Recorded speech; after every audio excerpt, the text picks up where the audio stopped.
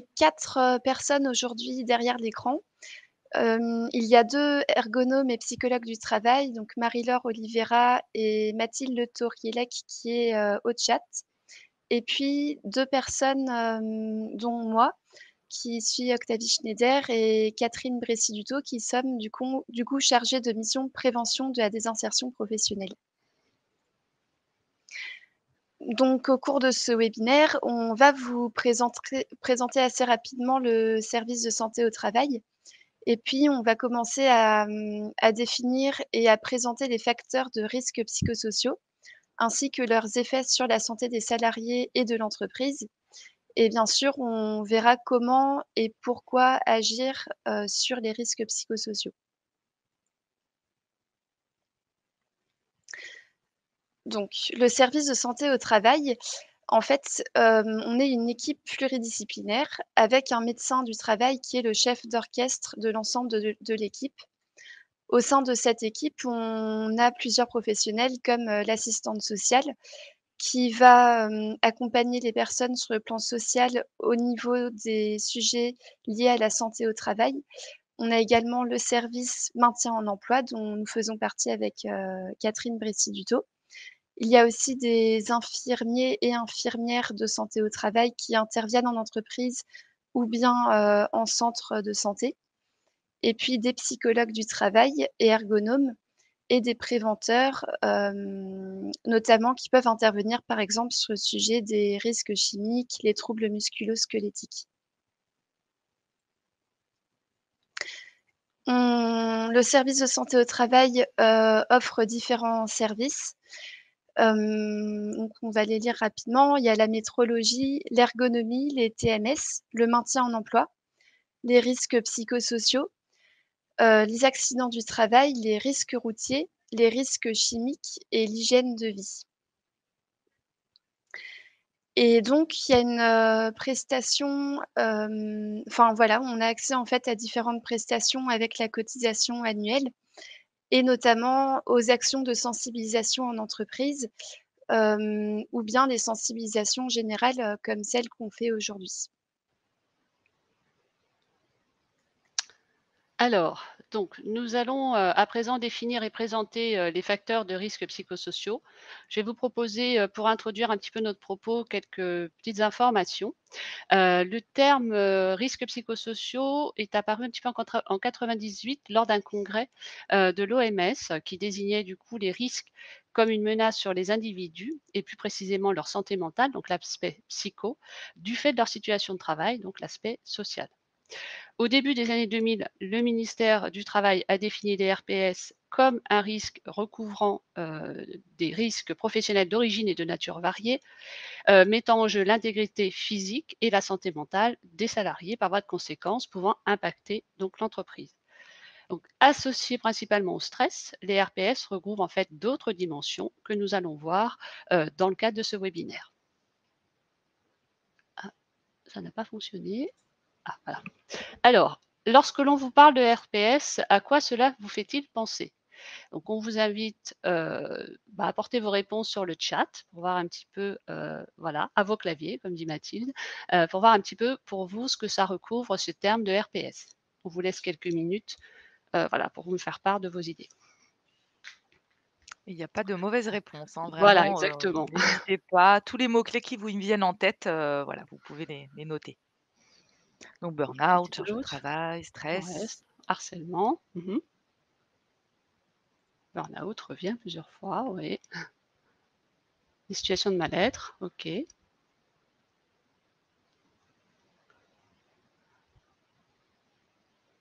Manager mal formé, ok. Épuisement professionnel, ce qui revient un petit peu au burn-out, oui. Une des formes. Charge de travail trop importante, ok.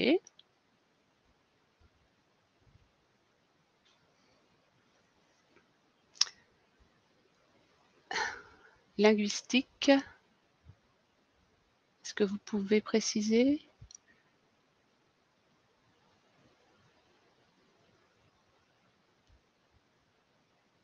C'est possible, linguistique? Physique, ouais. D'accord, ok, merci. OK. Problème de communication. Waouh, vous avez plein de OK. Plein d'idées. Plein d'idées, ouais.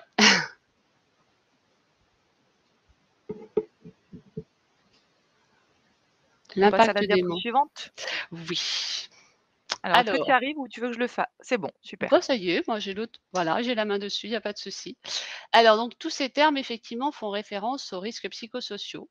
Il renvoie en fait à différentes notions, qui peuvent désigner soit des facteurs de risque, c'est-à-dire des causes possibles, les RPS en eux-mêmes, hein, ce qu'on appelle stress, quand, vous l'avez, je crois, évoqué quelque part et puis, la notion de violence que l'on verra également et puis également les conséquences, hein, c'est-à-dire les effets sur la santé, qui peuvent se manifester par différents symptômes comme la fatigue, les troubles du sommeil, de la concentration et puis, ouvrir aussi sur d'autres pathologies comme on évoquait effectivement le burn-out, la dépression et puis, d'autres maladies que nous verrons plus tard.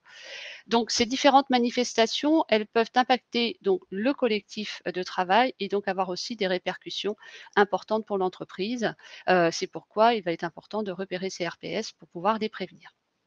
Donc pour mieux comprendre et agir sur les RPS, il faut d'une part bien définir ce que sont ces RPS, connaître et repérer les facteurs de risque et enfin les dimensions qu'elles recouvrent. C'est ce que nous allons voir. Alors, on va commencer déjà par une petite, définition. Donc les risques psychosociaux sont définis comme un risque pour la santé physique et mentale des travailleurs. Leurs causes, facteurs de RPS, sont à rechercher à la fois dans les conditions d'emploi, les facteurs liés à l'organisation du travail et aux relations de travail. Ils peuvent concerner donc toutes les entreprises, quelle que soit leur taille et leur secteur d'activité. Donc ici, cette définition montre bien que c'est un risque professionnel possible au même titre que les autres risques professionnels. Donc l'employeur, lui, de par ses obligations légales en matière de démarche de prévention, doit donc prendre les mesures nécessaires pour éviter le risque, l'évaluer s'il ne peut être évité, le combattre à la source, planifier la prévention et prendre les mesures de protection individuelle et collective. Alors pour l'aider à faire tout ça, on peut effectivement, pour pouvoir comprendre et identifier ces RPS, s'appuyer sur les 7 grandes familles de facteurs de risque à l'origine de ces risques psychosociaux dans le monde du travail. La première catégorie que vous avez en haut à gauche concerne l'intensité et la complexité du travail. Alors ces notions font souvent référence à la surcharge des tâches professionnelles et le manque de temps, des exigences psychologiques d'effort, des contraintes d'objectifs qui peuvent être irréalistes ou floues, les instructions contradictoires, les interruptions répétées de la tâche dans son travail. Il faut savoir que ça peut avoir des conséquences quand même assez, qui sont non négligeables sur la concentration. Il peut y avoir un temps quand on est dans une activité et qu'on est, voilà, dérangé dans son activité à plusieurs fois dans la journée, on met un certain temps à revenir en fait dans son activité. Donc il y a une perte de temps, il y a une voilà, une déconcentration, qui peut être, préjudiciable. Je vais vous donner un exemple par rapport justement à l'intensité et à la complexité du travail dans certains métiers. Le métier de contrôleur aérien, par exemple, permet d'illustrer complètement ce facteur de risque. En effet, le métier il exige énormément d'attention, de vigilance et de concentration, bah, pour éviter effectivement les catastrophes aériennes. C'est pourquoi les contrôleurs, par exemple, ne travaillent pas 8 heures d'affilée, mais ont des coupures fréquentes qui leur permettent, de laisser au repos les exigences psychologiques d'effort, hein, et de concentration et d'attention dont je vous parlais plus haut. La deuxième catégorie, c'est l'exigence émotionnelle et donc celles-ci font référence à la nécessité de maîtriser et de devoir cacher ses propres émotions. Elle concerne essentiellement les métiers, comme vous pouvez le voir, de service, hein, où on est en relation avec le public et où on doit continuer par moments à faire bonne figure malgré un public qui peut un petit peu être agressif ou impatient. Donc ça concerne effectivement aussi les professionnels qui sont en contact avec de la souffrance ou de la détresse humaine et donc par exemple les soignants ou les psychologues. C'est pourquoi certains de ces professions, par exemple, peuvent avoir des séances de supervision, ou de régulation d'équipe pour pouvoir échanger et décharger un peu cette charge émotionnelle. La troisième famille, pardon, de facteurs de risque, c'est les rapports sociaux et de travail dégradés. Donc ça implique toutes les relations, avec les collègues, la hiérarchie et des situations de violence au travail. Ça peut être l'équilibre effort-récompense et ce que l'on appelle, de manière plus générale, la justice organisationnelle. Les horaires de travail difficiles, donc c'est-à-dire des longues journées de travail, hein, des horaires décalés, du 2-8, du 2-12 pardon, du 3-8, peut être impactant pour la santé. L'imprévisibilité des horaires de travail et ce qui fait référence à la conciliation, vie professionnelle et vie privée.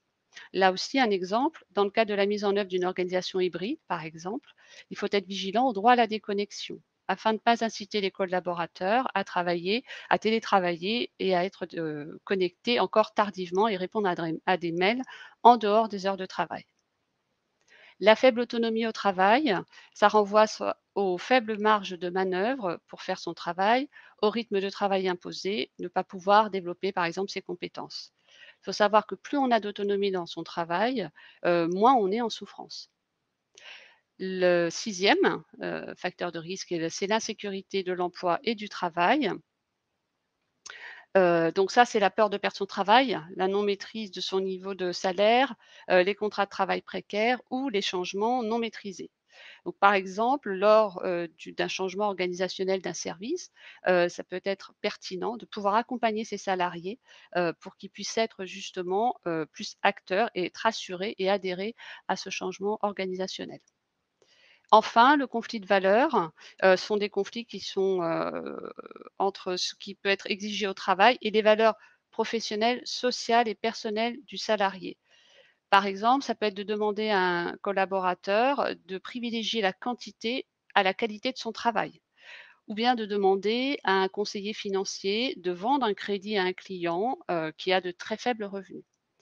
Alors, il y a eu des enquêtes hein, qui ont été faites en collaboration sur les conditions de travail et puis les RPS, et notamment l'enquête de la DARES, indique des années, enfin, qui a été faite à peu près en 2016-2019, qui indique que 9% des personnes disent devoir faire des choses dans leur travail qu'elles désapprouvent. Il y a un film qui illustre assez bien en fait hein, cette dichotomie, on va dire, hein, de conflit de valeurs. C'est le film sur la loi du marché où c'est un agent de sécurité qui, dans un supermarché, est donc chargé de surveiller les clients, mais à la demande de la direction aussi de surveiller les collègues et de faire remonter les dysfonctionnements. Donc là, la personne hein, se retrouve dans un dilemme moral parce que entre la préservation de son travail, hein, pour pouvoir nourrir sa famille et puis, quelque chose qui est contraire à sa moralité. Alors vas-y, je t'en prie. Oui, non, juste non, termine. Après, je voudrais juste faire un petit ajout, mais je te laisse terminer sur cette diapo. D'accord, OK. Alors, je voulais juste dire que les différents, facteurs peuvent interagir entre eux, hein, c'est pas cloisonné, et ils peuvent avoir un impact positif ou négatif, en fait, hein, chez la personne. C'est-à-dire que, par exemple, les exigences élevées, peuvent être compensées par un soutien social de qualité dans le cadre de son activité. Mais à l'inverse, la combinaison d'exigences élevées avec un manque de reconnaissance peut être extrêmement délétère chez la personne. Voilà, j'en ai fini sur ce Non, je voulais juste bien expliquer qu'effectivement, comme le disait Catherine, hein, les RPS, il faut les prendre en compte comme n'importe quel risque et surtout se dire que dès qu'il y a de l'organisation et dès qu'il y a de l'humain, il y a des facteurs de risque psychosociaux. Il y en a vraiment dans toutes les entreprises, ça va concerner toutes les entreprises et c'est en fait tout à fait normal qu'il y ait des facteurs de risque. Souvent, j'aime donner notre exemple hein, de service de santé au travail où vraiment on a beaucoup de facteurs de risque psychosociaux et c'est pas pour autant qu'on est en souffrance. Parce que on a pu les maîtriser, on a pu les identifier et puis réfléchir à un plan d'action en face. Comme le disait Catherine, les soignants, de par leur métier, ils ont le facteur exigence émotionnelle. Bon, il y a beaucoup de soignants en souffrance, mais en face, on a réfléchi à la supervision. Ou comme, encore une fois, le donnait Catherine en exemple, les contrôleurs aériens. L'intensité et la complexité, ça fait partie de leur métier. C'est un facteur de risque qui fait partie de leur métier. Donc, ils ont réfléchi en face à mettre un plan d'action pour limiter l'impact sur la santé. Donc, vous voyez, les 7 grandes familles de facteurs de risque à l'origine des risques psychosociaux. Et c'est ces facteurs de RPS, s'ils ne sont pas maîtrisés, là oui, ça peut occasionner de la souffrance. Mais encore une fois, c'est tout à fait normal dans les organisations de voir des facteurs de RPS émerger. Donc on vous invite vraiment à pouvoir aller les identifier et pour réfléchir à des plans d'action à mettre en place en face. Voilà, c'est juste ce que je voulais bien pour essayer un peu de dédramatiser les choses que souvent, quand on va dans les entreprises: «Non, non, il y a pas de RPS chez moi». Alors oui, il y a peut-être pas de RPS, mais en tout cas, c'est sûr et certain qu'il y a des facteurs de risque, psychosociaux. Voilà, je te repasse, tout la à main. fait. Merci Marie-Laure. Alors, donc nous allons voir à présent, justement que s'il y a un ou des facteurs, qu'on vient d'aborder, qui n'est pas maîtrisé, hein, comme vient de dire, Marie-Laure et qu'il est ancré dans la durée, hein, par ailleurs, on s'en préoccupe pas entre guillemets, le risque, hein, de RPS devient de toute façon de plus en plus croissant. Donc il existe différentes formes, de risques psychosociaux, donc qui répondent à des situations de travail qui sont présents donc combinés ou non. Donc il y a les violences internes que vous voyez là sur votre gauche et qui sont donc commises au sein, d'une entreprise, par des salariés de la même entreprise. Les violences externes, donc qui sont commises sur des salariés par des personnes externes à l'entreprise. Toujours d'après cette étude de la DARES, 30 des personnes interrogées disent avoir au moins subi, u un comportement hostile dans le cadre de leur activité dans les 12 derniers mois. Et puis enfin, il y a le stress, hein, que ma collègue Marie-Laure va pouvoir bien développer par la suite, mais juste pour donner une petite définition, c'est un déséquilibre entre la perception qu'une personne a des contraintes de son environnement de travail et la perception qu'elle a de ses propres ressources pour y faire face. Donc, ce sont donc ces risques qui peuvent être induits par l'activité elle-même, hein, comme on disait, ou générés par l'organisation et les relations de travail. Donc, nous allons voir plus en détail, en fait, les 2 types de risques sont les violences internes et externes. Je vais essayer de descendre.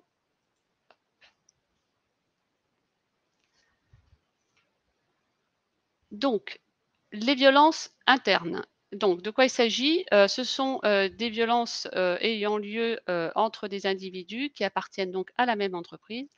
Elles se manifestent sur différentes formes, hein. Ça peut être des actes de dégradation, des incivilités, qui peuvent se traduire par des comportements de moquerie, de dénigrement.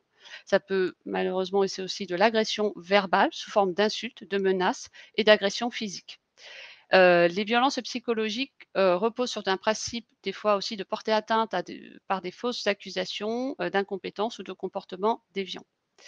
Avec la pandémie, et le télétravail, il y a eu une recrudescence un peu des incivilités numériques, ce qui a pu être constaté à travers, des études qui ont été faites et qui peuvent se traduire de différentes manières. Par exemple, des messages qui sont, je traduirais un petit peu secs, sur un ton directif, qui peuvent être rédigés en gras, en majuscules avec des points d'exclamation et puis aussi une forme d'empressement à vouloir joindre un correspondant parce que sous prétexte que la personne est en télétravail, on pense qu'elle est disponible tout le temps alors qu'elle est en activité et donc, on envoie un mail assez sec et puis dans la foulée, on envoie un téléphone, on essaie de joindre absolument la personne.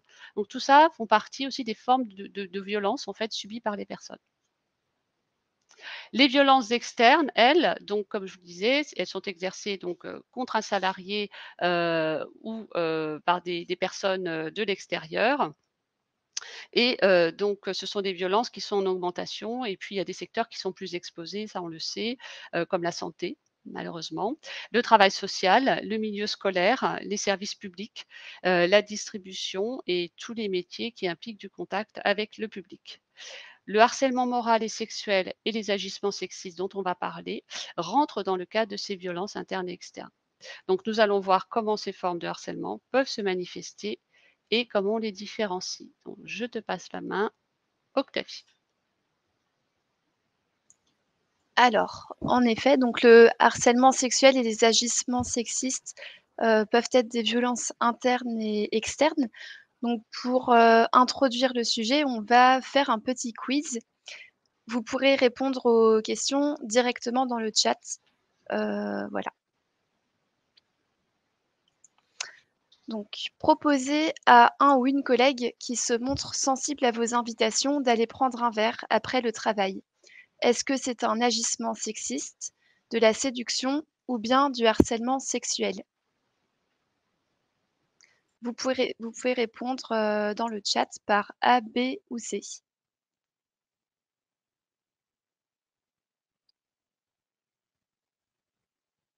Alors on a plutôt des réponses homogènes a priori, mais n'hésitez pas si vous avez un autre avis.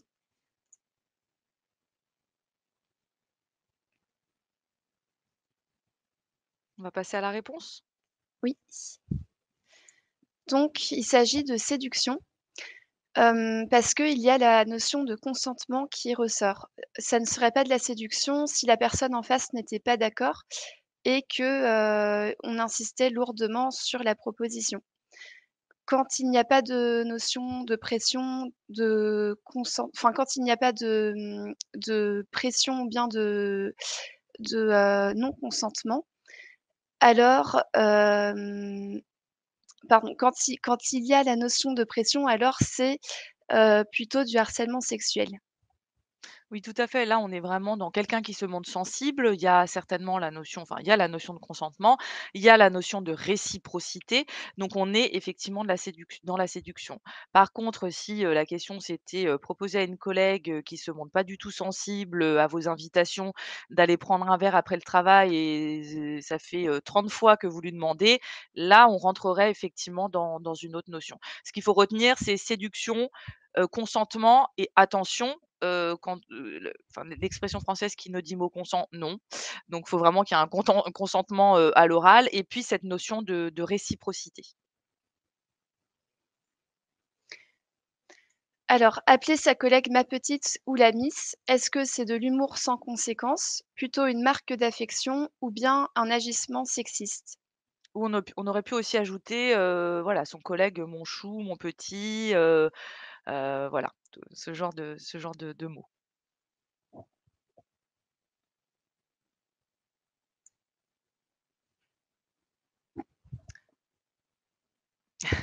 Ça dépend. Elle fait toujours débat cette question, on va vous répondre. Toujours, toujours. On va attendre, il y a encore des personnes qui sont en train d'écrire.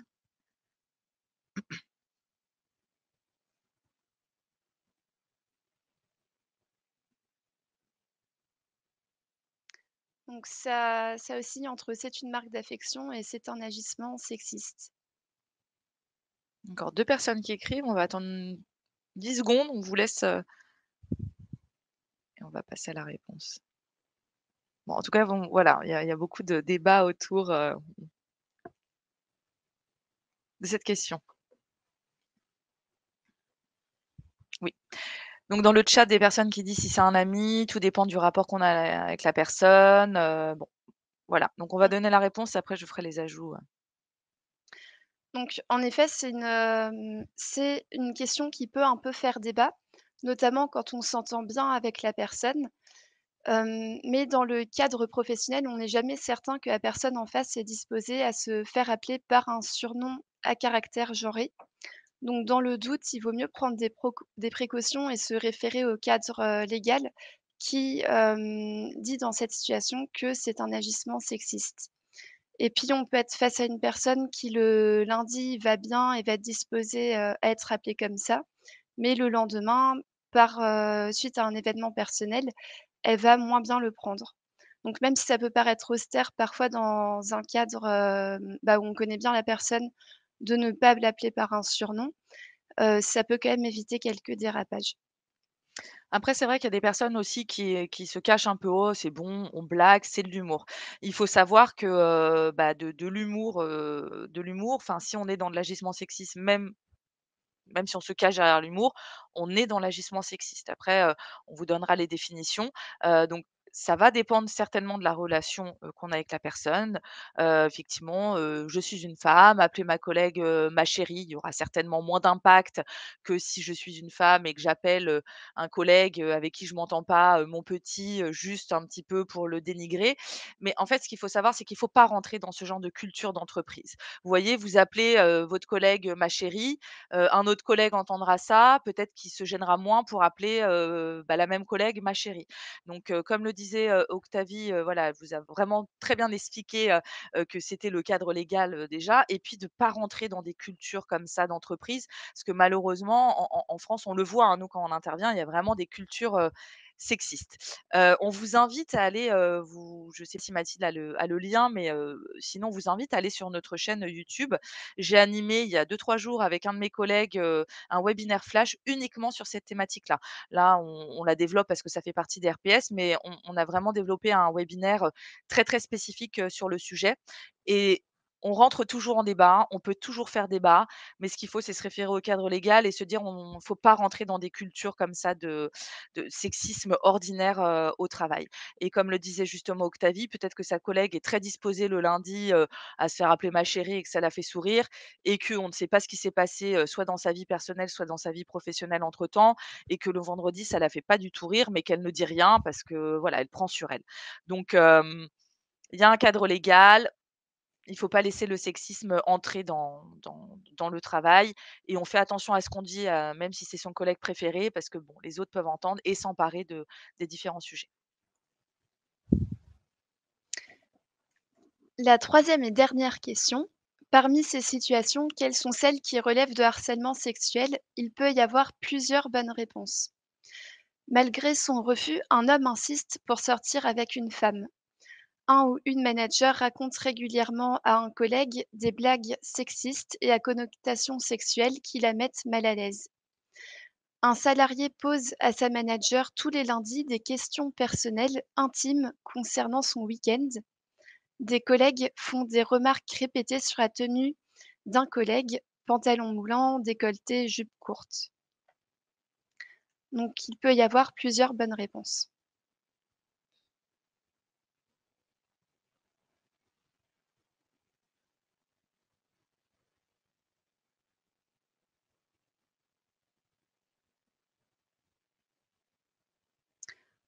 Donc là, on est plutôt sur, toutes les réponses seraient bonnes a priori. Enfin, d'après vos réponses. Ouais, tout le monde est plutôt d'accord. Ça écrit encore, on attend encore 10 petites secondes et je te laisse, répondre, Octavie. Mmh. La réponse C est ambiguë. Alors, par rapport à la réponse C, des questions personnelles intimes, ce n'est pas: «Comment va son chien?» C'est vraiment des questions très personnelles, je vous donne un exemple, on va prendre plutôt une femme qui pose des questions du coup.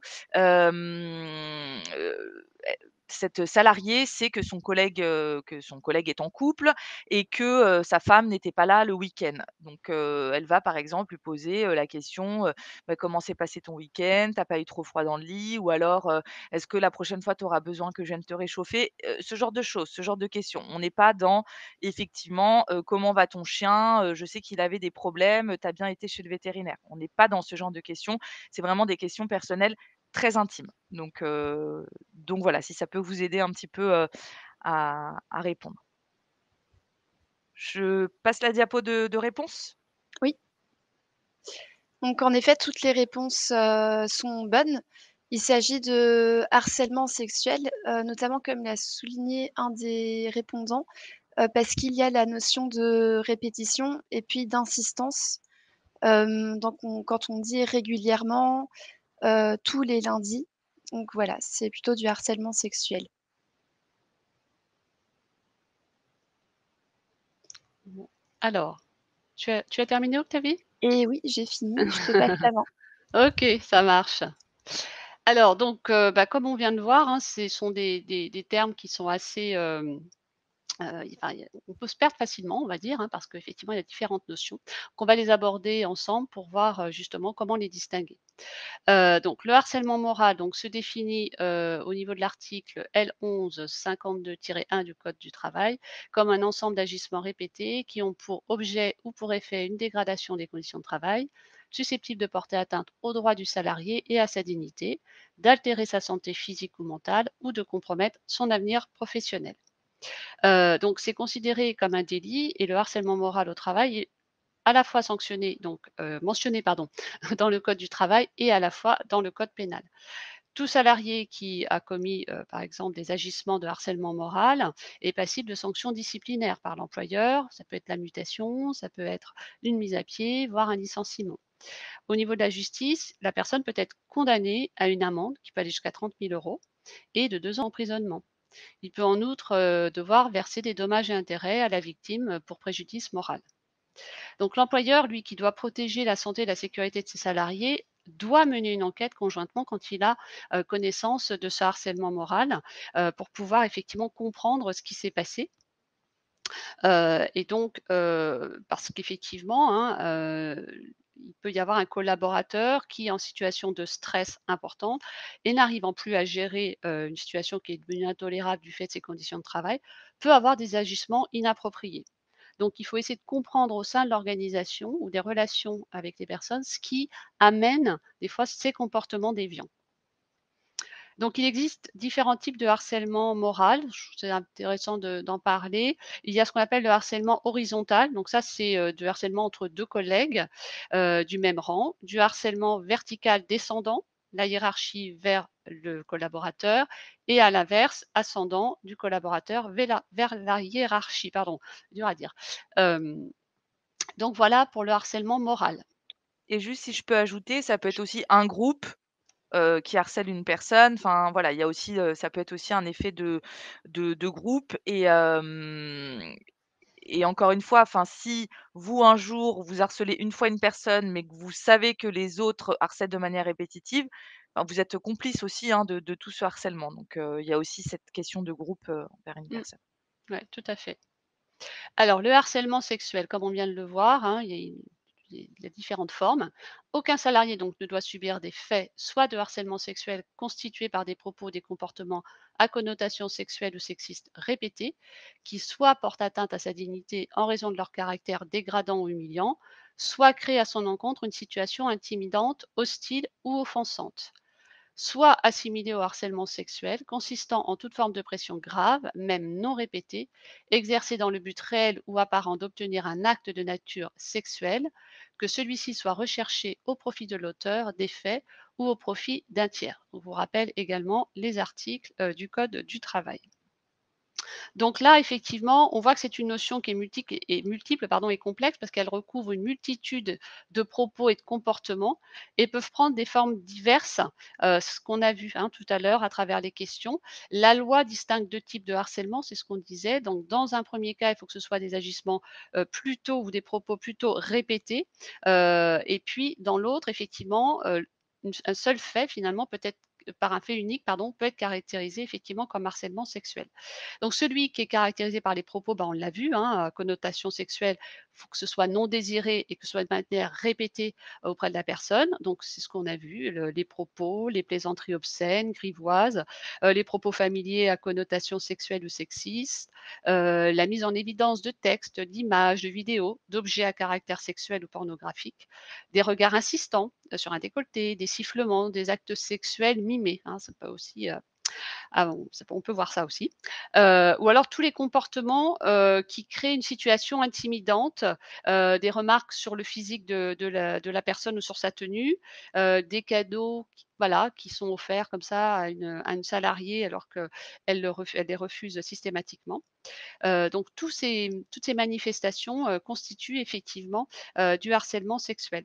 Donc le cumul et la multiplication en fait de ces comportements, il faut qu'il y en ait au moins 2, hein, démontrent l'existence d'un harcèlement sexuel subi par la victime. La loi ne fixe pas de délai minimal et maximal entre les agissements. C'est le non-consentement de la victime, comme disait Octavie, qui constitue un des éléments du harcèlement sexuel. Celui qui est caractérisé par un fait unique correspond donc à une situation grave, dans le but d'obtenir vraiment un acte, de nature sexuelle. On dit aussi harcèlement pardon, sexuel assimilé. Donc ça, c'est par exemple un abus d'autorité, qui est concrétisé par des menaces sur des conditions de travail, des actes de chantage à la promotion, au licenciement pour obtenir des actes sexuels.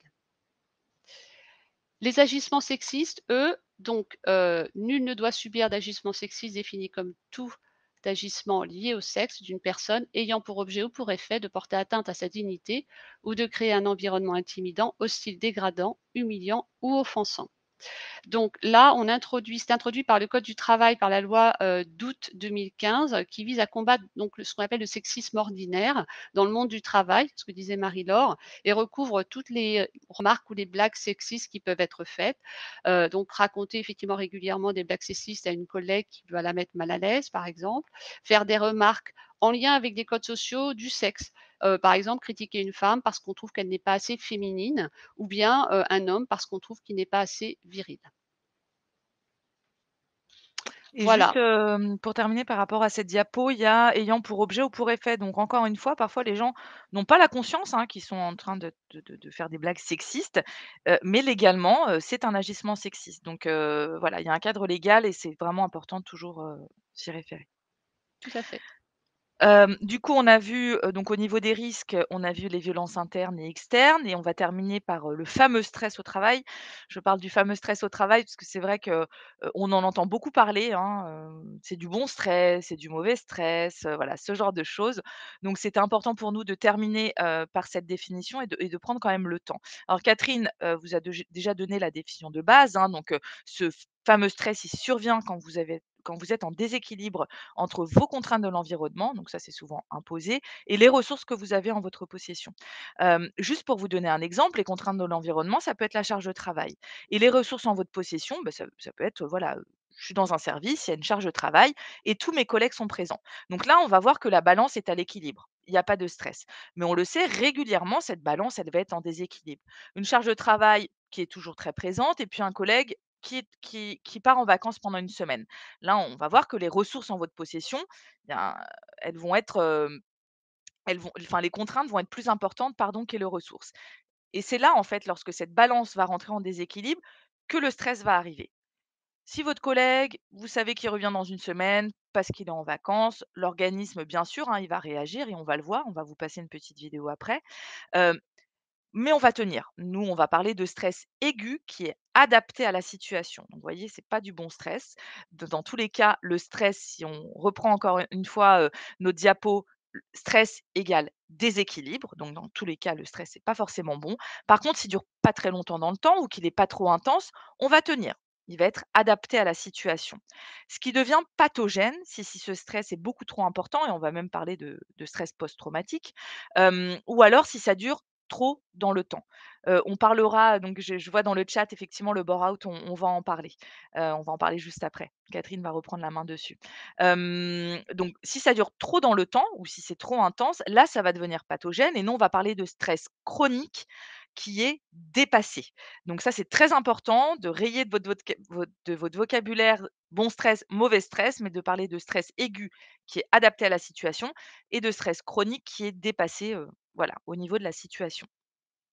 Très rapidement aussi, dans cette définition, on a le mot perception et très souvent, on s'en empare très, très facilement en disant: «Ah bah oui, lui, il est beaucoup plus fragile, donc c'est normal, qu'il soit en stress». Effectivement, il y a une notion de perception, mais nous, on aime la rattacher plutôt à la notion de ressources. On a tous des ressources différentes qu'on développe dans notre vie personnelle et dans notre vie professionnelle, qui va nous permettre de réagir différemment face à une situation de stress. Et c'est pas pour autant que Catherine sera plus fragile que moi dans une situation ou que moi je serai plus fragile qu'Octavie dans une autre situation. Je vais vous donner un exemple tout simple. On serait tous dans une forêt face à un animal dangereux. On aurait certainement une perception différente de la situation et des réactions différentes. Je donne un exemple, je dis n'importe quoi, mais Octavie fait de l'escalade le week-end. Elle adore l'escalade. Et bien, elle, sa ressource, ça sera, bah, je vais escalader très, très haut dans l'arbre pour me mettre en sécurité. Catherine, peut-être, fait de l'athlétisme et des, marathons, tous les week-ends. Donc elle, sa ressource, ça sera, bah, je vais courir très, très vite et puis courir pendant très, très longtemps pour échapper, à l'animal. Et moi, Marie-Laure, bon, ben voilà, j'ai des enfants en bas âge, je joue à cache-cache tous les week-ends et bien ma ressource, ça sera, je suis très, très forte pour me cacher. Donc j'irai me cacher derrière un buisson ou derrière un rocher. Donc on voit bien qu'on a des réactions différentes face à cette même situation de stress, mais c'est pas pour autant, qu'il y en a une plus fragile que l'autre. Ça va être vraiment réactions différentes en fonction de nos ressources personnelles et professionnelles. Donc ça, c'est vraiment très important de ne pas relier le stress à une fragilité ou, tout de suite relié à: «Mais il a des problèmes personnels». Oui, peut-être que la personne a des problèmes personnels, mais généralement, nous, ce qu'on dit, c'est que quelqu'un qui a de grosses problématiques personnelles, si ça se passe très, très bien au travail, au contraire, le travail peut être protecteur. Quelqu'un qui va mal dans les 2 dimensions, dans ces 2 sphères, personnelle et professionnelle, c'est qu'à un moment donné, il a dû se passer quelque chose quand même au travail, une rupture qui a fait qu'il va mal dans les 2 dimensions. Donc ça, c'est très important. Donc nous, on vous invite, vous voyez, quand vous voyez qu'un collaborateur et mal, n'allez pas le voir en disant: «Oh bah, tu devrais aller voir un psychologue» ou «Bah oui, essaie de t'occuper de ton divorce» et cetera. Questionnez-le sur son travail, c'est très important. En repartant des facteurs de RPS que Catherine vous a donnés, questionnez-le au niveau de ses facteurs de risque, au niveau de comment il se sent au travail. C'est très important. Vous êtes des collègues, vous êtes peut-être dans les ressources humaines, vous êtes peut-être directeur, vous êtes peut-être CSE de votre entreprise. Il y a toujours le mot entreprise, travail. Donc c'est très important de questionner autour du travail. Après, la personne vous dit: «Non, non, mais j'ai vraiment, des grosses problématiques uniquement personnelles».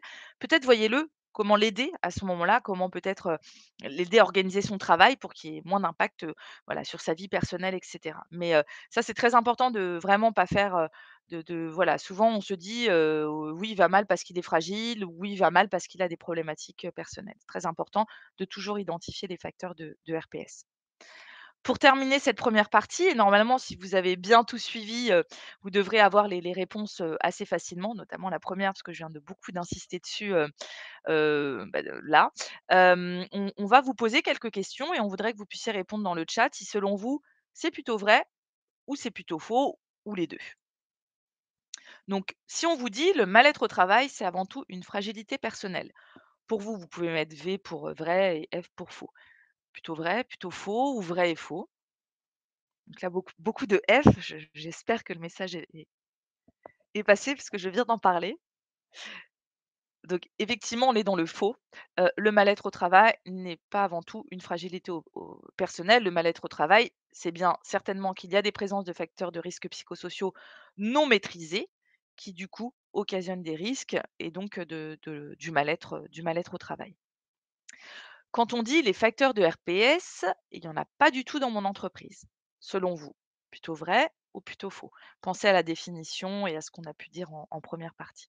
Bon bah super, que du faux. Effectivement, on est dans le faux. Ce qu'on disait au début, quand on reprend la définition, finalement, dès qu'il y a de l'organisation, dès qu'il y a de l'humain, dès qu'il y a de l'emploi, il y a des facteurs de risque qui vont apparaître de manière naturelle. Comme l'a montré Catherine, il y a même certains facteurs de risque qui font partie des métiers, qu'on ne pourra jamais totalement éliminer. Et c'est pas grave. Encore une fois, retenez, l'objectif, c'est d'aller repérer ces facteurs de risque dans vos organisations et de pouvoir les identifier et de pouvoir au mieux les éliminer ou en tout cas les maîtriser au maximum pour limiter l'impact sur la santé de vos collaborateurs. Quand on vous dit le stress au travail, c'est toujours la faute du chef. Selon vous, c'est plutôt vrai ou plutôt faux? Donc là, on est dans le F. Je souris parce que parfois des personnes, on peut voir, bah, des fois c'est un peu vrai. Donc effectivement, c'est faux. On l'a vu, encore une fois, le stress au travail, donc c'est un risque psychosocial, vient des facteurs de RPS qui ne sont pas maîtrisés et qui viennent des organisations. Mais on pourrait dire quand même que ça peut être un peu la faute du chef. Parce que si on se réfère au code du travail, et on va le voir juste après, mais votre employeur, il a des obligations légales. Et Catherine en a parlé tout à l'heure. Euh, il doit s'assurer de votre santé physique et mentale. Donc effectivement, si un employeur a conscience qu'il y a des facteurs de RPS et qu'il ne fait rien, et donc que des risques apparaissent et ensuite une atteinte sur la santé, on voit bien quand même, bon, qu'il a une part de responsabilité, une grosse part de responsabilité. Donc c'est pas toujours la faute du chef, mais par contre, s'il a conscience qu'il existe des facteurs de risque, qu'il ne fait rien et qu'il y a un impact sur la santé, là, on peut dire que sa responsabilité est engagée. Et enfin, le dernier, un peu de stress, c'est motivant et cela ne fait pas de mal. Pensez à la balance qui se déséquilibre.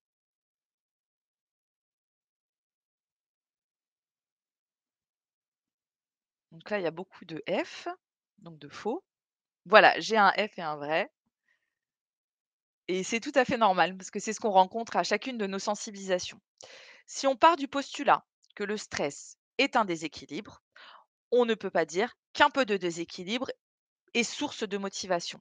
Ce qui va motiver un collaborateur, c'est d'avoir une deadline, d'avoir son rendez-vous client, d'être dans la préparation de son PowerPoint, etc.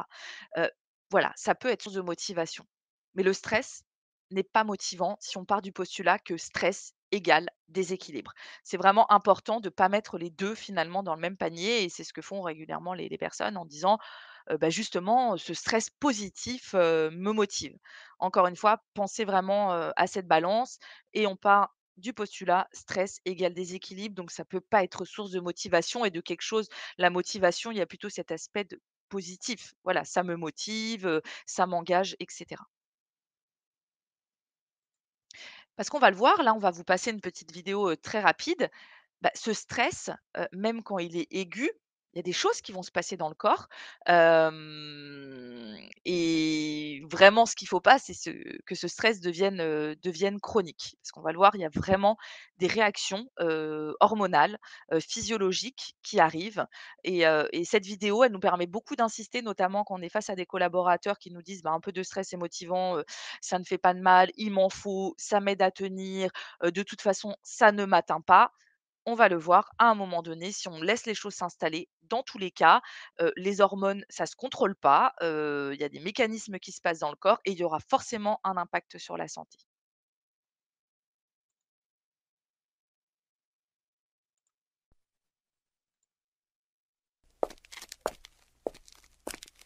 Quand nous nous sentons menacés ou face à un enjeu important, nous sommes en état de stress. Le stress prépare notre corps à réagir. Mais il n'a pas les mêmes effets quand il est ponctuel ou quand il dure.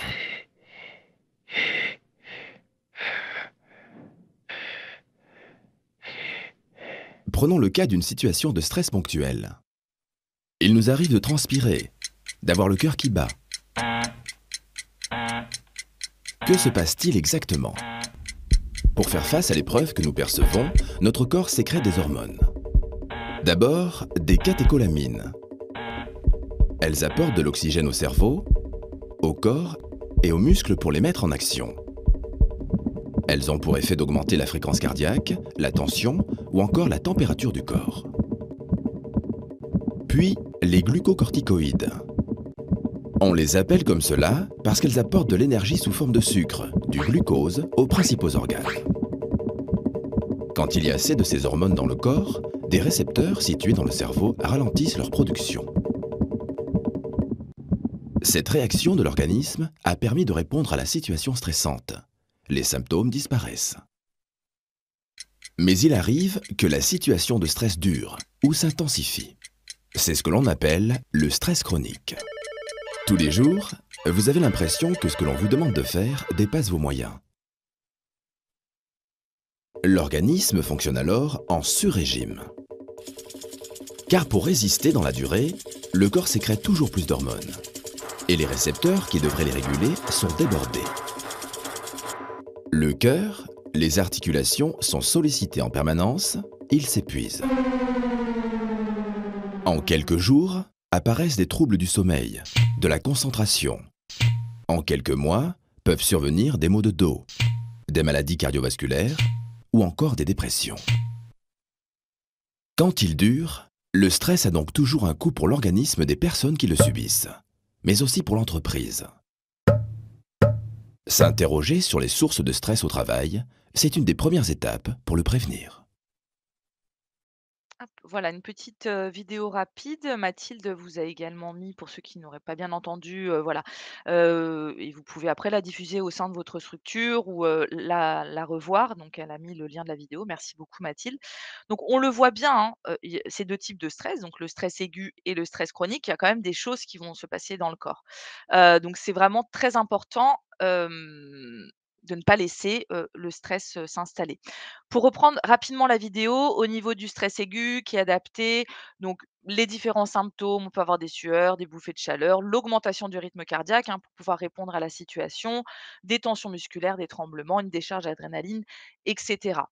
On l'a vu, si le stress ne dure pas dans le temps et que finalement il y ait cette phase de récupération, c'est ça le plus important à retenir, c'est que est-ce qu'il y a une phase de récupération ou pas? Il faut absolument qu'il y ait une phase de récupération parce qu'on le voit, le corps, il va vraiment réagir pour pouvoir répondre à la situation stressante et ça fatigue quand même, voilà, tout ce qui se passe dans le corps. Donc c'est très important qu'il y ait cette phase de récupération.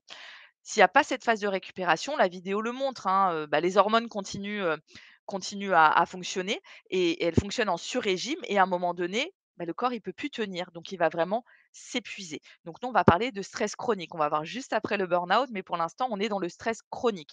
On parle donc de stress dépassé. Le premier symptôme généralement qu'on voit arriver, c'est, tout ce qui est trouble du sommeil. Donc on a tous, enfin peut-être pas tous, mais beaucoup d'entre nous ont certainement vécu des situations de stress chronique avec des difficultés d'endormissement ou alors des réveils en pleine nuit ou alors on se réveille le matin, on n'a pas récupéré. Ça, c'est vraiment un des premiers symptômes. On peut avoir des tensions musculaires, hein, donc vous savez, tous les TMS, nous on les appelle les troubles musculo-squelettiques, peuvent avoir un lien avec, ce fameux stress, chronique au travail. On peut voir apparaître des troubles digestifs, une prise ou une perte de poids, un système immunitaire affaibli. Il y a de plus en plus maintenant d'études, hein, qui montrent des liens, notamment entre le cancer du sein chez la femme et les risques psychosociaux et les personnes notamment, qui travaillent en horaire atypique, donc tout ce qui est horaire de nuit. Bien sûr, c'est multifactoriel, hein, on ne va pas dire uniquement, voilà, ces 2 facteurs, mais il y a vraiment un lien.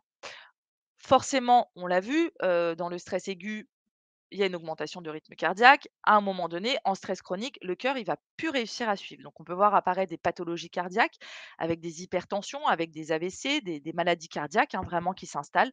Toujours attention, multifactoriel.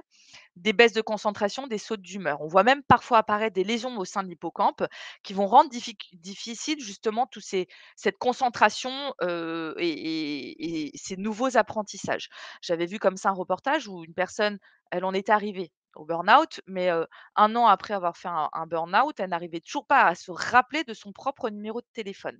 Donc là, on est au niveau du burn-out. Au niveau du stress chronique, on voit, voilà, quand même beaucoup de choses apparaître et parfois des pathologies qui sont même irréversible et on insiste, beaucoup sur le caractère irréversible et pour plus qu'il y ait un petit peu ce qu'on entend dans les entreprises: «Bon, bah, le stress, c'est bon, il y a pas de souci, je m'en remettrai» et cetera. Bah, pas forcément, on le voit, il y a certaines pathologies, qui apparaissent et je repasse la main, à Catherine qui va un peu plus identifier, voilà, les différents symptômes que vous pouvez,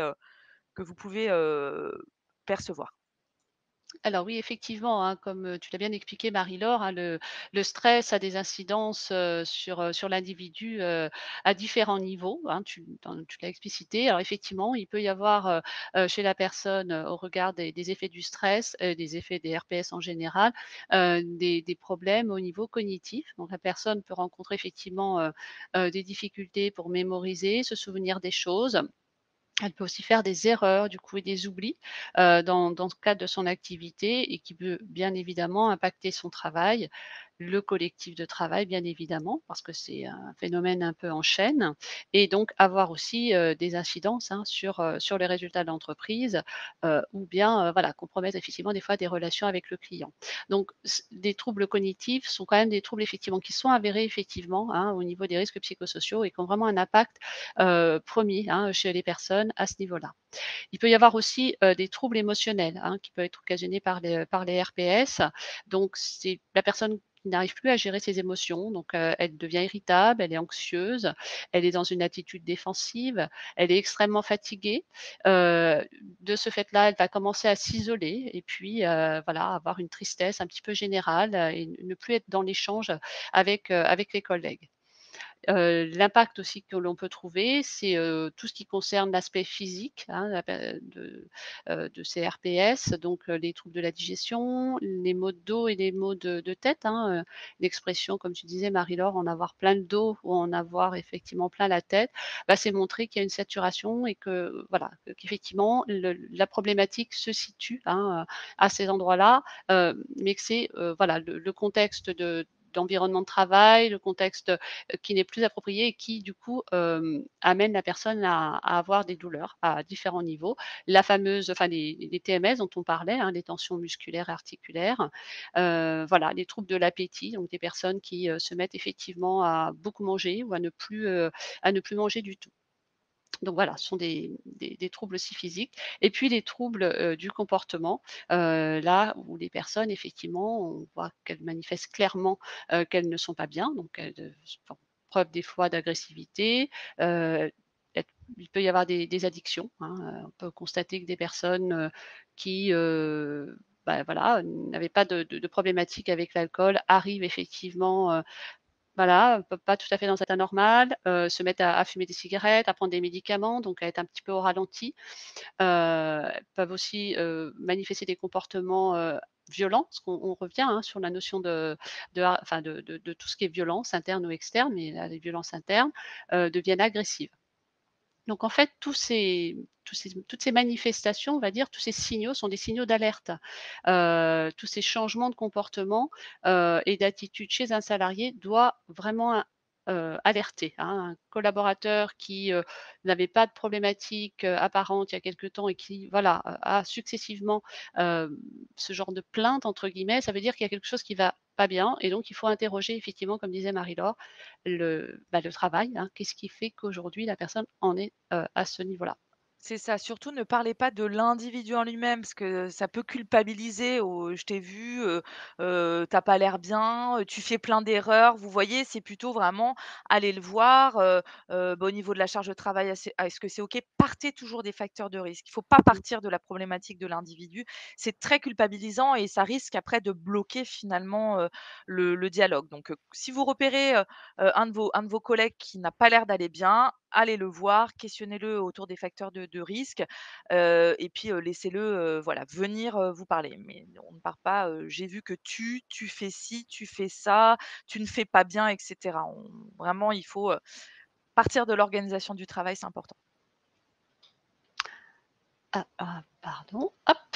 Alors, la diapositive suivante, bah, on va voir plus largement les effets des RPS, hein, donc on l'a vu un peu sur l'aspect individuel. Il y a toutes ces manifestations que l'on a pu voir précédemment, et puis ce qui amène, hein, des conséquences qui amènent à des pathologies, hein, comme les pathologies psychiques, les dépressions, les états d'anxiété chroniques, tout ce qui est en lien avec les épuisements professionnels. Donc effectivement, on va le voir par la suite, il y a différents types d'épuisement professionnel, le burn-out, le bore-out, le brown-out, puis il y en a d'autres aussi qui font leur apparition. Les accidents du travail, les TMS et les addictions. Alors, ce qui est important, c'est aussi de savoir qu'il n'existe pas de tableau des maladies professionnelles pour les atteintes à la santé liées au RPS. Mais par contre, il y a des pathologies, toutes les pathologies qui en découlent peuvent être reconnues comme d'origine professionnelle. Donc ça, c'est aussi important de le savoir. Il y a l'aspect individuel et puis il y a aussi le retentissement au niveau collectif. Une ou des personnes en situation, de RPS, qui n'arrive plus effectivement, commet des erreurs pardon dans son travail, est en arrêt de travail. Tout ça, ça va se reporter sur le collectif de travail, donc il va y avoir une surcharge de travail. Si on ne régule pas la charge de travail, il va y avoir une dégradation du climat social, du climat du travail pardon, et puis, un désengagement des salariés, une démotivation et puis peut naître effectivement des violences, des altercations entre les personnes et donc forcément, une difficulté pour atteindre des objectifs. Donc de ce fait, ça impacte l'entreprise, hein, bien évidemment. La santé économique de l'entreprise est impactée. Des petits chiffres, enfin, en tout cas des informations qui sont importantes de connaître, c'est que le coût annuel, par exemple, des RPS, peut s'élever à plusieurs centaines de milliards d'euros à l'échelle européenne. Le coût, par exemple, d'un arrêt de travail pour une personne, par an et par salarié, c'est minimum 320 euros. Donc quand on multiplie le nombre de personnes en arrêt et le nombre de jours où les personnes sont en arrêt, ça peut être effectivement très conséquent pour l'entreprise. Donc les conséquences aussi, c'est donc cet absentéisme, le turnover. Les personnes ne restent pas dans un environnement où effectivement elles n'arrivent pas à retrouver leur place, où il y a des situations de mal-être, de souffrance. Il y a une peut y avoir une perte de la productivité bien évidemment, des insatisfactions clients comme on le disait, et puis un risque économique important et l'atteinte à l'image de l'entreprise. Il y a beaucoup de réseaux sociaux, les informations communiquent et c'est vrai que ça peut être extrêmement grave pour l'entreprise. Alors, nous allons voir maintenant, les différentes formes d'épuisement professionnel effectivement, auxquelles on fait face un petit peu, aujourd'hui. Le plus connu, c'est le burn-out, hein, bien évidemment, donc alors la définition, enfin on va le voir, hein, par la suite, pardon, mais il y a aussi bien entendu le bore-out et le burn-out. Alors donc le bore-out, c'est quoi? Et ben, en fait, c'est un état d'épuisement mental et physique, qui est dû à l'ennui et au manque d'activité. En fait, les salariés sont confrontés à un vide, de leur activité et se sentent déqualifiés. Ils ne peuvent plus exercer leurs compétences, ni les entretenir et encore moins les développer. Donc ils ont le sentiment de rétrograder, de rétrécir et le travail n'a plus de sens pour eux. Donc les conséquences, pour la santé, bah, c'est de la fatigue chronique, de la tristesse, la démotivation, une perte d'estime d'eux-mêmes également, des formes d'épuisement général, voire même de dépression. Donc, les causes, bah, on l'a vu, hein, c'est effectivement la sous-charge de travail, l'absence d'évolution professionnelle, des tâches répétitives et la monotonie, le manque de challenge. Alors, il faut savoir que le burn-out a été considéré comme un harcèlement moral dans le cadre d'une jurisprudence en juin 2020. La Cour d'appel de Paris a rendu un arrêt qui était inédit, dans lequel elle admet que les faits relatifs au bore-out d'un salarié sont consécutifs d'un harcèlement moral. Elle a donc condamné alors pour la première fois l'ennui au travail comme constitutif de harcèlement moral. Donc ça, c'est important de le savoir. Le burn-out, lui, correspond à un sentiment d'effectuer des tâches absurdes, qui n'ont pas de sens, qui ne sont pas stimulantes et qui n'ont pas de sens et de finalité pour la personne. Souvent, les personnes qui sont touchées, a priori, sont des personnes qui, voilà, ont des compétences assez développées et qui, du coup, se retrouvent à assurer, une activité qui, voilà, qui n'est pas valorisante pour elles, pardon, et donc du coup, se trouvent en situation de mal-être. Donc généralement, il y a une baisse de l'engagement du travailleur, un désintérêt pour l'activité, la qualité du travail, produit. Donc bien que le burn-out se manifeste de façon moins violente que le burn-out, il faut savoir qu'il touche davantage de personnes. Donc les symptômes: démotivation, perte de sens, apathie, crise existentielle. Le burn-out, donc qui est effectivement l'épuisement, la forme d'épuisement professionnel la plus connue, donc se caractérise par 3 dimensions selon la définition de l'OMS: un sentiment de fatigue intense et d'épuisement, de sentiments négatifs ou cyniques qui sont liés au travail, une efficacité professionnelle réduite. En fait, il résulte d'un déséquilibre entre les événements qui caractérisent une forme d'usure, sentiment d'injustice, la surcharge de travail ou un manque de reconnaissance, et un manque de ressources nécessaires, pour pouvoir retrouver de l'énergie, et de la bonne donc en s'appuyant sur les bonnes relations avec les collègues, trouver du sens à son travail et avoir un équilibre vie professionnelle, vie privée. Donc les causes du burn-out, on les voit, c'est l'absence de reconnaissance face à l'engagement intense, la pression permanente des résultats, l'insécurité de l'emploi, le contact permanent avec un public mécontent.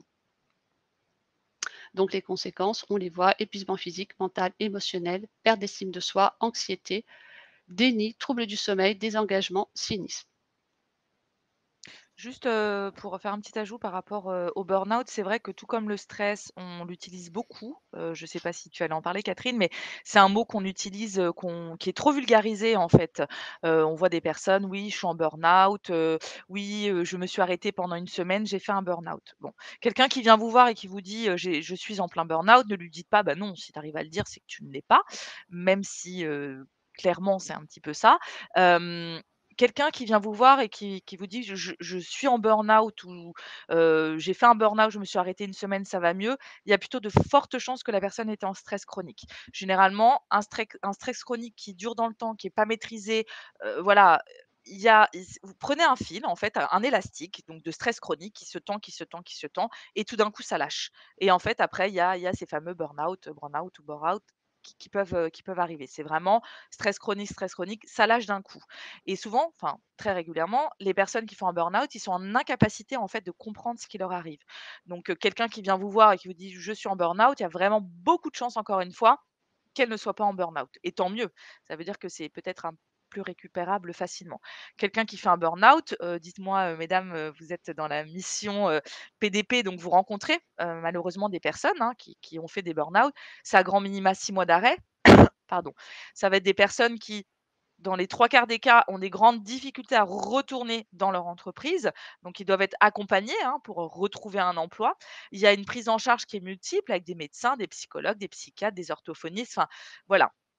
Donc c'est très important de bien faire la différence entre le stress aigu, le stress chronique et ensuite, le burn-out. Parce que c'est vraiment un terme qu'on utilise énormément Mmh. malheureusement. Mmh. Tout à fait. Merci pour ces précisions, c'est vrai que c'est important. Heu, alors, pour répondre à la question, d'une personne, sur le chat, effectivement, il y a d'autres, formes d'épuisement professionnel qui sont moins connues. Donc on aborde là, le burn-in, donc qui est défini comme le précurseur du burn-out. C'est plutôt lui qui est considéré comme le précurseur du burn-out et qui est associé, en fait, à la notion de présentéisme. La personne, en fait, reste, dans son bureau, au-delà des heures, auxquelles, voilà, elle est censée être et donc, c'est vraiment effectivement, en dépit de la fatigue, elle va ensuite, malheureusement, on peut craindre qu'elle arrive à une situation de surmenage. Donc ça, c'est vraiment le burn-in. Le blurring ou le blur out, donc blur en anglais, c'est flou et le blurring, ça renvoie donc à l'effacement de la vie, professionnelle, la frontière, pardon, entre la vie personnelle et la vie professionnelle et donc effectivement, c'est des personnes qui, n'arrivent plus, à faire l'équilibre entre leur vie personnelle et leur vie professionnelle. Ce qu'on a peut-être vu beaucoup d'ailleurs, effectivement, dans le cadre du télétravail pendant la pandémie et qui du coup, ben, ont des horaires extensibles, donc peuvent travailler très, très tard, peuvent répondre à des mails ou voilà, continuer à travailler au-delà des heures effectivement, pour lesquelles on voilà, donc le droit à la déconnexion, est très important ici pour éviter, l'apparition de ce type d'épuisement professionnel. Je ne sais pas si vous voulez rajouter quelque chose, Marie-Laure? Non, non, je regarde rapidement, dans le chat. Après ce que je disais, enfin, on va pas, mettre la personne burn-out, catégorie et cetera. Je donnais l'exemple des soignants où, bah, déjà c'est vous enfin, justement le burn-out a pris naissance, avec le métier des soignants, hein, qui était, clairement en surcharge de travail et cetera. Mais il faut savoir que les soignants, qui vont mal sont clairement en burn-out avec, lié à cette charge de travail, mais également en burn-out, quand on choisit d'être soignant, bah, c'est pour prendre le temps avec le patient, pour prendre le temps de soigner le patient et beh, il y a plus le temps. On voit bien que nos hôpitaux vont mal. On entend de plus en plus d'histoires un peu macabres de patients oubliés dans les salles d'attente, voilà, parce que les soignants étaient en surcharge. Donc clairement, il y a une perte de sens aussi, et un conflit de valeurs, de travailler en conflit avec ses valeurs personnelles et professionnelles qui est de prendre soin de l'autre. Donc on va pas tout catégoriser, certaines peuvent se croiser, mais c'est important en tout cas de remettre du cadre au niveau des définitions, ce qu'était le bore-out, le burn-out et puis voilà, tous les burn et brown et bore, qui arrivent de plus en plus, malheureusement. Alors moi, je voulais juste rajouter et réagir par rapport à la personne qui a effectivement fait savoir sa situation. Effectivement, hein, des personnes, ce qu'on disait Marie-Laure, effectivement, nous, dans le cadre de nos missions, prévention des insertions professionnelles, on peut rencontrer effectivement des personnes qui font un burn-out et effectivement, certaines personnes, on peut tout à fait les accompagner pour un retour dans l'entreprise parce qu'elles le souhaitent et parce qu'effectivement l'entreprise est bienveillante et parce qu'on va trouver des solutions. Donc burn-out ne veut pas effectivement signifier systématiquement que la personne ne pourra pas retourner dans son entreprise. Si elle est bien accompagnée, s'il y a un échange, si, voilà, les choses sont clarifiées, la personne va pouvoir retourner dans son entreprise et retrouver effectivement sa place parmi ses collègues. Voilà. Et on va passer du coup à la dernière partie maintenant, pourquoi et comment agir? Bon, le pourquoi, je pense que vous avez compris, mais on va faire un petit récap et puis comment agir? Déjà, on aurait dû même le dire dès le début, il faut savoir que la grande difficulté finalement quand on traite des RPS et notamment des facteurs de risque psychosociaux, c'est qu'il y a pas de boîte à outils toute faite. Il n'existe pas une boîte à outils où on dit: «Bah, faites ci et puis, voilà, vous aurez maîtrisé votre facteur de risque». Parce que finalement, votre plan d'action, il doit être adapté et à vos collaborateurs et à vos organisations et à vos métiers. Nous, je parle de Mathilde et moi-même quand on intervient en entreprise pour vous accompagner autour de l'identification de ces facteurs de risque et puis la réflexion autour des plans d'action, on n'arrive pas encore une fois avec notre petite mallette en disant: «Bah, faites ça chez vous, tout ira bien». Non, non, ça prend du temps parce qu'il faut comprendre vos organisations du travail, vos relations au travail, vos métiers et pour pouvoir vraiment faire un plan d'action adapté. Donc vous verrez le comment agir. On va plutôt partir sur des verbes d'action et vous inviter à réfléchir tous ensemble plutôt que de, voilà, vous dire: «Bah, vous faites ci et tout ira bien dans votre entreprise». Donc déjà, pourquoi agir? On en a déjà parlé, hein, mais il y a de nombreux enjeux, hein, qu'ils soient économiques, bien sûr, Catherine l'a dit, bah, ça coûte cher, des personnes qui ne vont pas bien au travail. Il y a des enjeux sociaux et humains, il y aura forcément une répercussion au niveau du collectif de travail. Il y a des enjeux médiatiques, on le sait de plus en plus, notamment avec le développement des réseaux sociaux. Bah, avant d'être embauchées, les personnes, elles vont également voir aussi un petit peu ce qui se passe dans les entreprises et il y a de plus en plus de sites où on peut noter nos entreprises. Donc on imagine bien qu'il y a un enjeu, médiatique, hein, que ce soit, par rapport au recrutement, mais également par rapport aux clients. Un client qui voit que c'est un gros bazar dans une entreprise, il va peut-être aller prospecter ailleurs et voir, voilà, ce qui se passe ailleurs, plutôt que de rester, bah, client chez vous. Et puis il y a un enjeu quand même juridique. On en parlait, mais pour remettre le cadre, un employeur, il a 2 obligations. Il a une obligation générale d'action et de prévention des risques. Il doit s'assurer de la santé, mentale et physique des collaborateurs et il y a une obligation d'action. C'est pas uniquement, et de résultat, pardon. C'est pas uniquement je fais certaines actions, mais il y a vraiment une obligation au niveau des résultats. Et l'employeur a une obligation également d'évaluation des risques, ce fameux document unique d'évaluation des risques professionnels. Donc c'est un document qui est obligatoire, DUERP.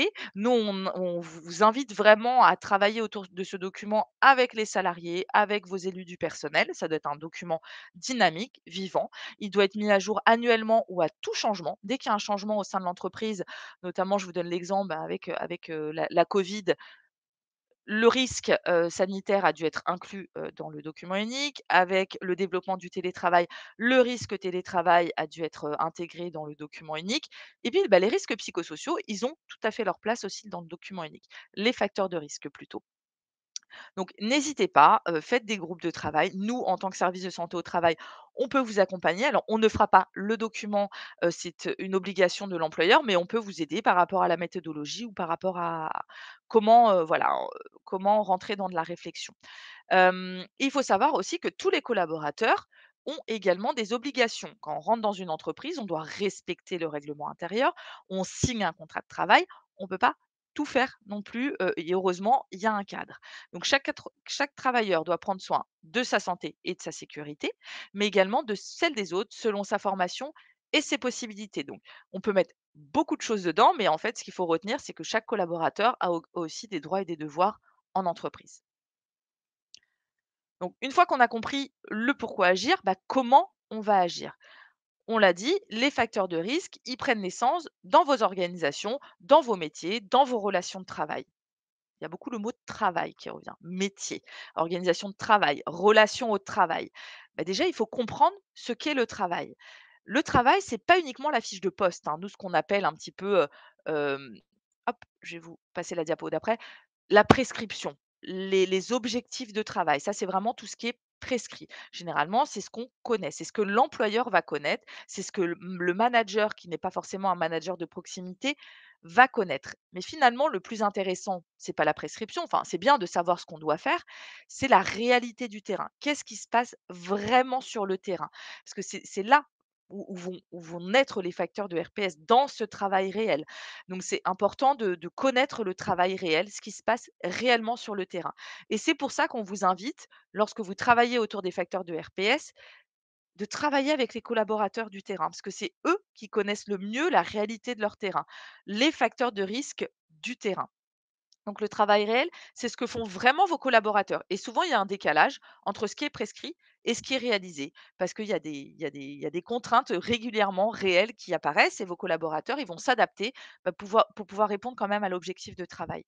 Donc c'est ce que font réellement vos collaborateurs. Ensuite, il y a le travail qui est réalisé. Ça, c'est l'objectif final. C'est ce qui va être jugé, évalué. Ça, il est très visible aussi. Donc exemple, travail prescrit, le collaborateur doit rendre 30 dossiers à la semaine. Travail réalisé, il m'en a rendu 25. Eh bien, allez interroger la réalité du terrain. Qu'est-ce qui s'est passé pour qu'il m'en rende que 25? Il y a certainement des raisons. Et puis enfin, il faut aussi interroger le travail vécu. Chacun va aborder le travail différemment. On va donner un sens différent au travail de par nos valeurs personnelles et professionnelles. Heu et ça, c'est important de le prendre en compte. C'est pour ça que nous, on invite vraiment, les entreprises à ne pas faire des hiérarchies, déjà en millefeuille. C'est toujours bien qu'un manager ait une bonne connaissance, de la réalité du terrain et puis aussi qu'un manager ne manage pas 50 personnes en direct. Parce qu'on le voit bien, un manager, il ne pourra pas avoir, connaissance des 4 facettes du travail de 50 collaborateurs. Généralement, ce qu'on dit, c'est bien d'avoir en direct 7 à 10 personnes au maximum pour pouvoir avoir une bonne connaissance pour chaque collaborateur de ces 4 grandes facettes, du travail.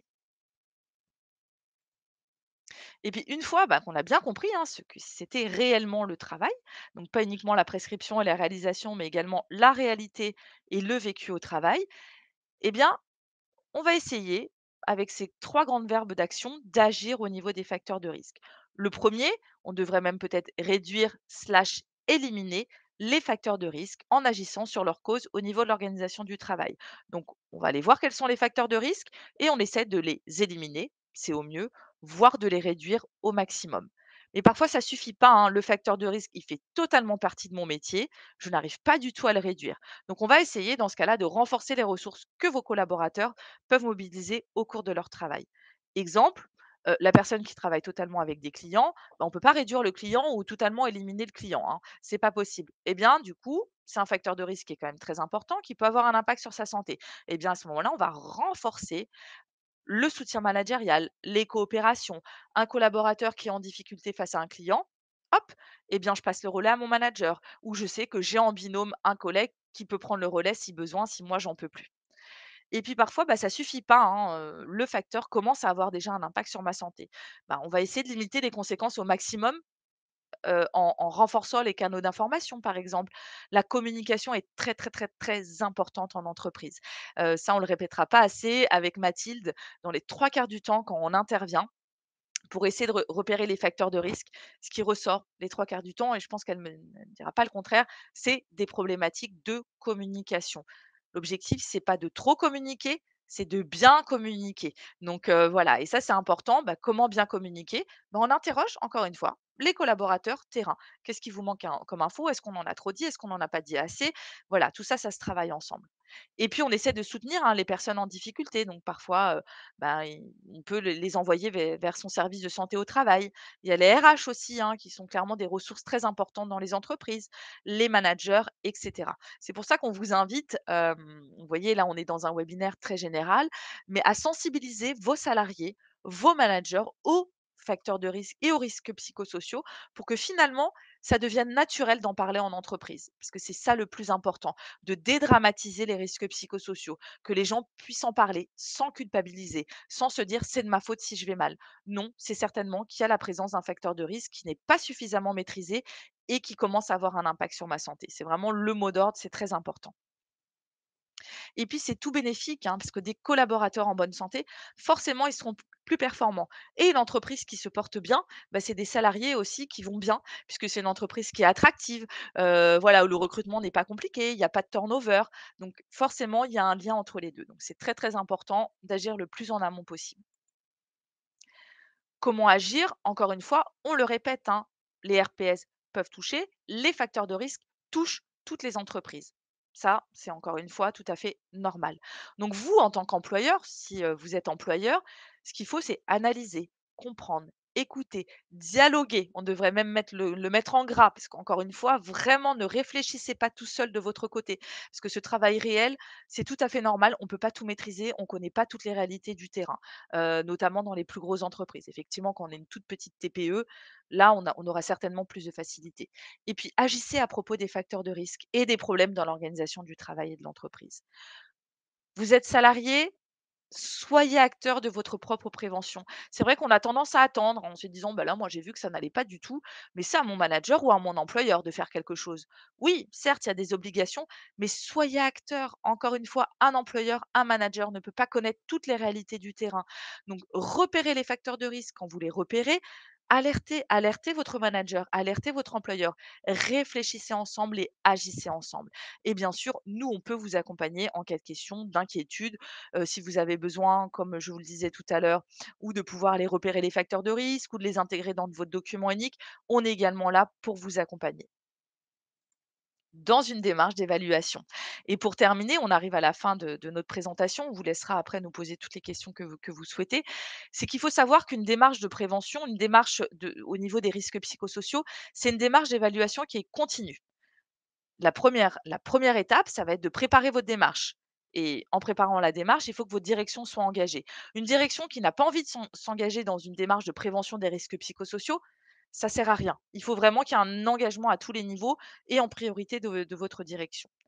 Ensuite, nous, ce qu'on conseille, c'est quand on rentre en tout cas dans une démarche de prévention des risques, c'est de créer un comité de pilotage qui va être composé de membres de la direction, de membres élus du personnel et de salariés terrain. Encore une fois, il ne faut pas réfléchir tout seul dans son coin.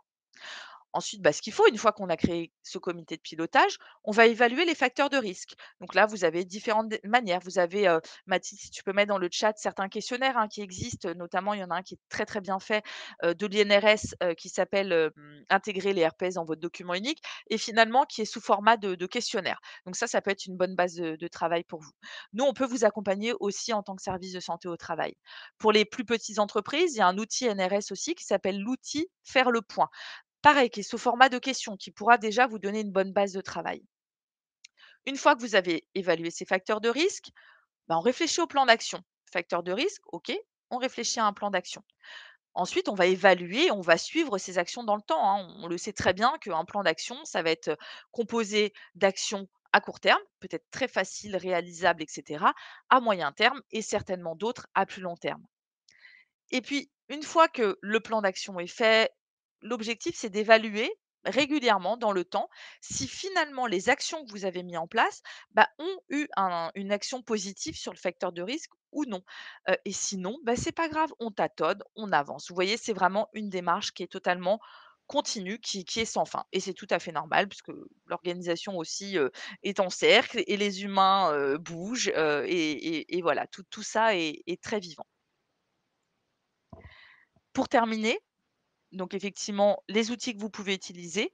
Donc, on vous invite aussi à suivre vos indicateurs, hein, qui peuvent, vous aider à voir où vous en êtes. Est-ce que les facteurs de RPS ont eu un impact sur la santé de mes collaborateurs ou pas?